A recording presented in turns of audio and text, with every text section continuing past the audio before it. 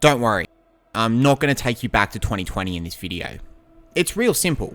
If you're going to be prepared for a third world war, it's important to know how the foreign policy of perhaps its most major player has changed. That being said, the mere nature of this video is bound to get a ton of dislikes, so let me try and placate you by declaring my biases straight away. Firstly, I don't really care about American domestic politics. I think the only time I've really gotten invested in another country's domestic politics is when the Saudi Arabian king gave them all a day off because they won the battle of the handsome coaches at the FIFA World Cup. My general view of geopolitics is that it's about control of resources rather than ideology.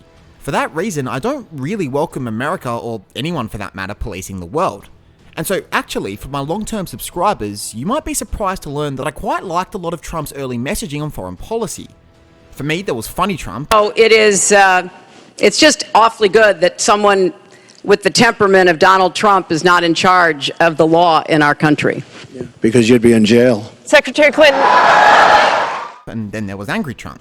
Funny Trump said a lot of great stuff about withdrawal from the Middle East, he criticised his fellow Republican in Bush for Iraq, and he said that he wanted a more positive relationship with both Putin and Xi. Though I didn't love him pulling out of the Paris Climate Accords, Funny Trump sounded okay. But over time, I found he got far too chaotic and then angry, especially towards China during COVID. Now, I know both sides of the internet don't allow anyone to like Biden, but I think he cops more hate than what's warranted. For me, it was great that he got America straight back into Paris, and I was really pleased to see him meet with Xi Jinping just this last month. American hostility towards China has largely come from Congress rather than the White House, and Biden actually tried to talk Nancy Pelosi out of, in my opinion, short-sightedly visiting Taiwan. I don't think he's particularly effective at implementing his will, but I think he's much less likely than other Democrats to be the cause of a third world war. So, now that I've pretty much annoyed everyone on the internet, let's get into it. So, today's subscriber question is very straightforward. Who has the better foreign policy, Trump or Biden? So, Trump's messaging was fairly mixed going into office.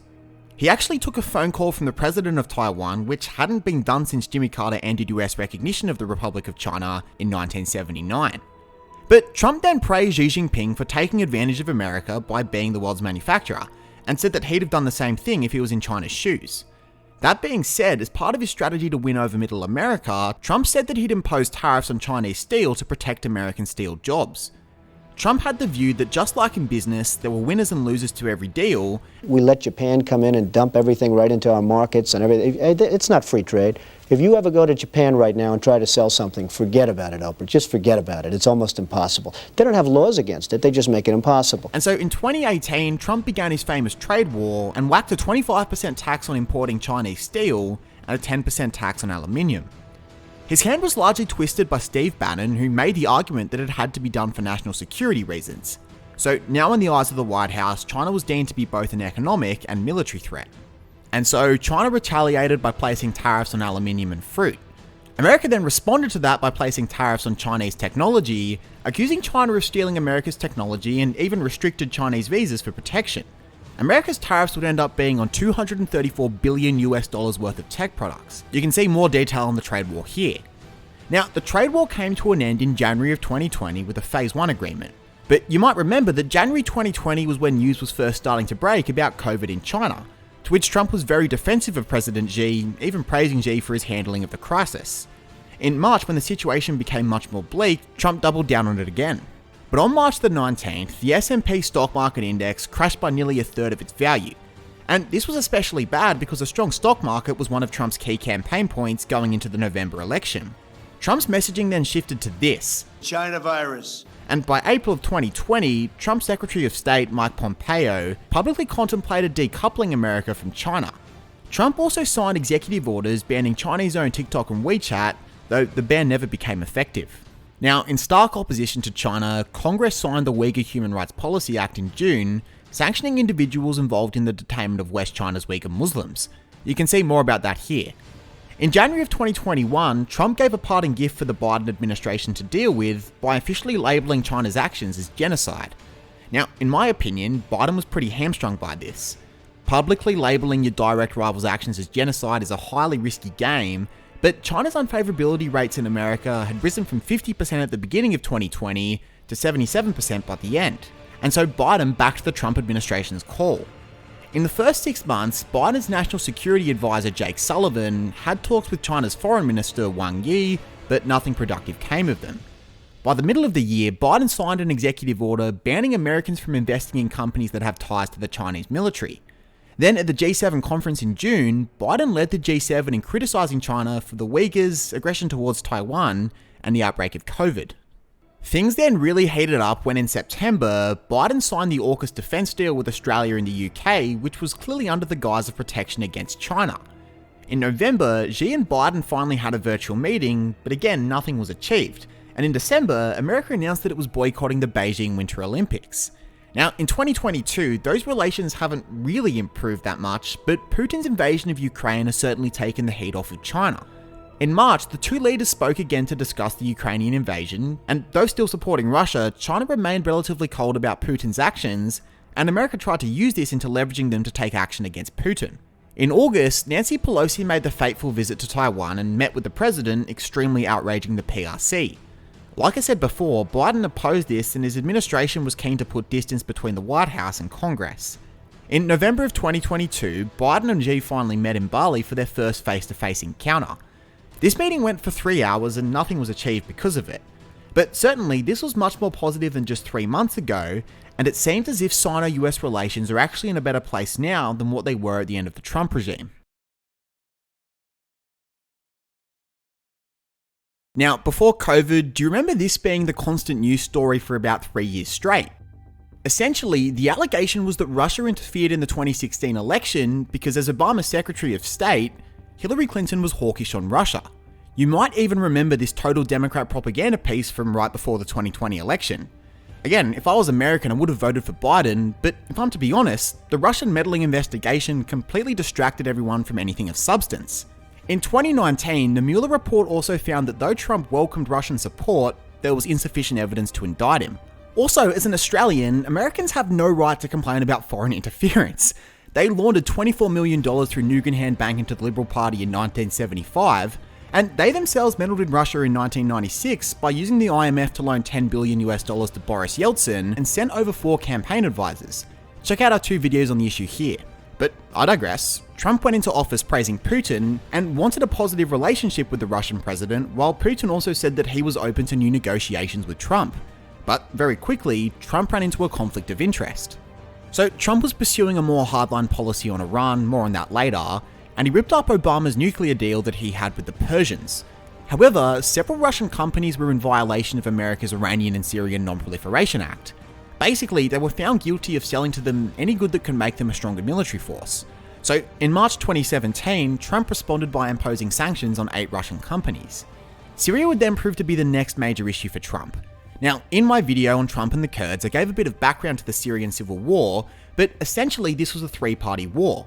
There was the Russian-backed Assad regime, the US and Arab-backed alternate government, and then there was ISIS. Now, originally, American troops only supported the alternate government's fight against ISIS and not against Assad. But after Assad was alleged to have used chemical weapons against the Syrians, America bombed Assad-controlled territory. This then really annoyed Russia, who was supporting Assad, and their relationship started to become more tense again. Then in April, Trump denied ExxonMobil from resuming oil drilling in Russia. By the beginning of 2018, Trump's press secretary, Sarah Huckabee Sanders, said that Trump had been tougher on Russia in 1 year than Obama had been in 8.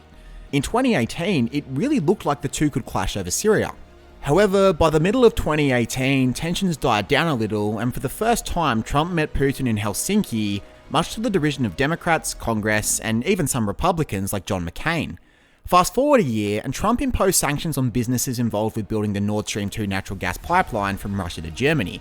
Speaking of Nord, this video is sponsored by Nord. I wish. I do need your help though to make this channel, plus a 45-minute podcast coming next year, sustainable.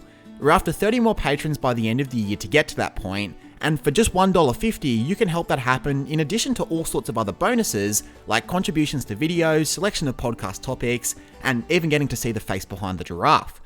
But in 2020, China dominated the foreign policy agenda rather than Russia, and by 2021, America was under new administration. And so though Trump was hyped as Putin's guy, the US-Russian relationship wasn't in a great state by Biden's inauguration, and so Biden actually got to work straight away on trying to improve the relationship.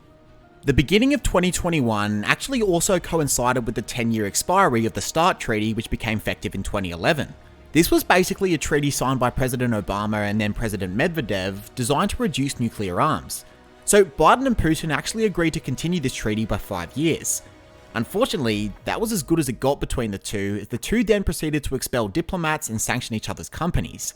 Then in August, sanctions were placed on Russia for the government's alleged involvement in the poisoning of one of the opposition leaders in the Duma, Alexei Navalny. By the end of 2021, Putin started to become extremely worried of NATO's presence in Ukraine, particularly long-range missile systems similar to those in Poland and Romania that could strike Russian cities from distance. Putin asked Biden for guarantees that NATO wouldn't expand any further eastward or put weapon systems in close vicinity to Russian territory. Biden rejected Putin's demand. In January of 2022, at the UN Security Council, both the US and Russia discussed the crisis and accused each other of fanning the flame. America then struck a $650 million arms deal with Ukraine, and Biden's Secretary of Defense, Lloyd Austin, threatened to support an anti-Russian insurgency in Ukraine. America also threatened to cut off Russia's leverage over Europe by blowing up the Nord Stream 2 pipeline if Russia invaded. Since Putin's invasion, Biden's stance has been to provide monetary support and to lead the world in sanctioning Russia. Throughout the year, Biden has also lobbied Congress for increased funding for the war effort, and his national security advisor, Jake Sullivan, has threatened a unified NATO response if a NATO country were to be invaded. Both Trump and Biden started with the intent to repair the relationship, perhaps Trump more so than Biden, but neither could successfully normalize relations with Putin.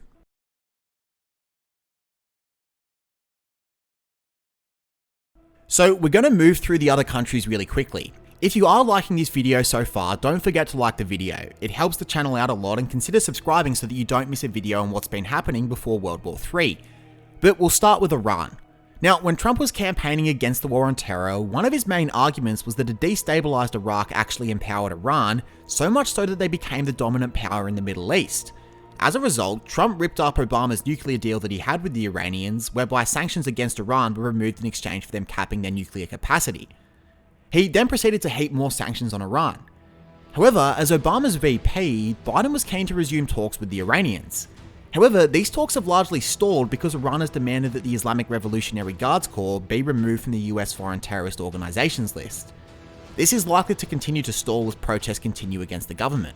When it came to Saudi Arabia, Trump threatened to hold oil imports unless the Saudis committed ground soldiers in Iraq and Syria. He also continued Bush and Obama's support of the Saudis against the Iranian-backed revolutionary Houthis in Yemen. However, during the election campaign, Biden pledged to end America's support for Saudi Arabia's 5-year offensive. He followed through with this and removed the Houthis from the list of foreign terrorists. Biden then agreed to defend Saudi Arabia against the Houthis. When it came to Iraq and Syria, Trump continued Obama's involvement to try and stop ISIS. But like I said before, in 2017, he expanded his scope in Syria to target both ISIS and Assad. He eventually pulled out of Syria by 2019, however in 2021, Biden resumed the practice of using strikes targeting Iranian-backed militias in eastern Syria right on the border with Iraq. Interestingly, though Trump's rhetoric towards North Korea was really strong in his early years, in 2018 Trump actually seemed to make progress with Kim Jong-Un, even meeting with him to discuss partial denuclearization. However, these talks stalled in 2019, particularly when Kim held a similar summit with Putin. For Biden, he's upheld Obama's stance in that negotiations cannot begin until Kim Jong-un agrees to denuclearize. Finally, I'll finish with Afghanistan. In 2017, Trump initially expanded US presence in Afghanistan before deciding to withdraw in 2019. In February 2020, Trump signed the Doha Agreement with the Taliban. This was a conditional peace in which America had 14 months to withdraw their troops. When Biden came to power, Biden extended this peace to September, and most were withdrawn in July. By August, the Taliban had returned, actually right when Biden was on holiday. And this has probably been one of the biggest contributors to Biden's low approval rating. And there we have it. Let me know below who you think had the better foreign policy. Obviously, we didn't cover everyone, so if you would like to see a more comprehensive account of the two, consider supporting us on Patreon for just $1.50. If you want to keep studying for World War III, check out this video here on how Putin consolidated his power within Russia. We can't wait to see you next time for our next venture into a fascinating part of history.